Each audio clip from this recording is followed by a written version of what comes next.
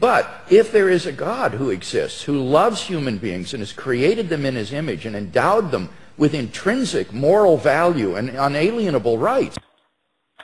That's interesting, Craig, because in reality we get our morals from society. A society that has learned, evolved and matured over the centuries. We had slavery, child labour and suppression of women's rights for 1800 odd years of Christian stewardship. It was society that eventually removed these immoral practices.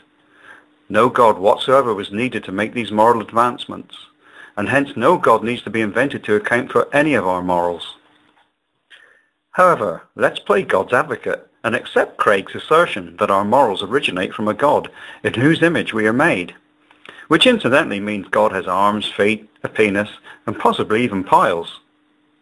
The trouble is that we hit another problem with Craig's argument, in that it is not only humans who have morals. In fact, all social animals have some form of morals. Maybe the morals are deemed as not as advanced as ours, assuming our morals are indeed the most advanced. But they do involve empathy and often sacrifice for other members of their specific social group. Such can only be described as morals.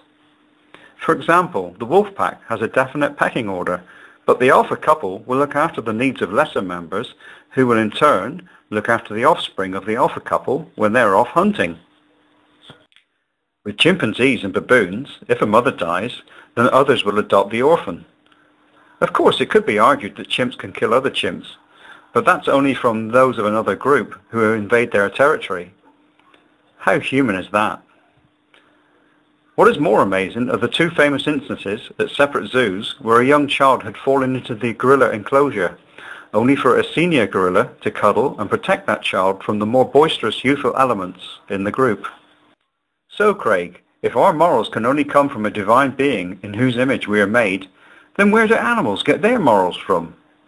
Using your logic, I can only deduce that there is a wolf god in whose image all wolves are made, and there must also be a chimp god, baboon god, gorilla god, etc., etc.